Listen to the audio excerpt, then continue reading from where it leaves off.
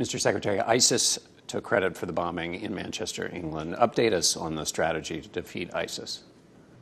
Well, what you saw in Manchester was emblematic of what this transnational threat is capable of doing.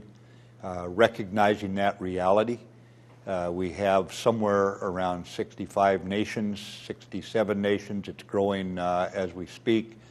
Plus, we've got Interpol, the Arab League, the European Union, and as of 2 days ago, when President Trump was in Brussels with Secretary Tillerson, NATO has joined the coalition as well as NATO organization. Our strategy right now is to accelerate the campaign against ISIS. It is a threat to all civilized nations, and you saw that statement being given by President Trump in Riyadh. You've heard it out of Brussels. This is the understanding that Prime Minister May gave to the world about what had hit England. And the bottom line is we are going to move in an accelerated and reinforced manner, throw them on their back foot. We are going to shift from, we have already shifted from attrition tactics where we shove them from one position to another in Iraq and Syria to annihilation tactics where we surround them. Our intention is that the foreign fighters do not survive the fight to return home to North Africa, to Europe, to America, to Asia, to Africa. We're not going to allow them to do so. We're going to stop them there and take apart the caliphate. Explain for people who don't understand what it means to be moving in an annihilation posture as opposed to attrition. Well, attrition is where you keep pushing them out of the areas that they're in, John. And what we intend to do by surrounding them is to not allow them to fall back, thus reinforcing themselves as they get smaller and smaller, making the fight tougher and tougher.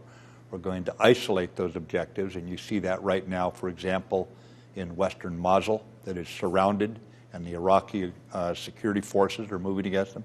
Tal Afar is now surrounded. We have got efforts underway right now to surround their self-declared caliphate capital of Raqqa. That surrounding operation is going on, and once surrounded, then we'll go in and clean them out. What does it mean on the ground, though? Does it mean just more raids, more from the air? What does it mean in practical terms that's changed as we get this acceleration?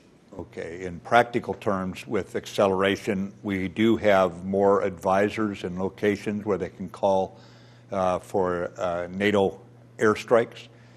We have got more intelligent stare going on as we stare at this enemy and find their vulnerabilities.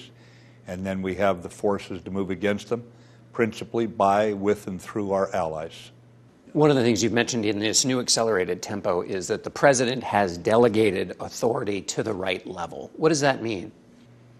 When you're in operations, the best thing you can do at the top level is get the strategy right.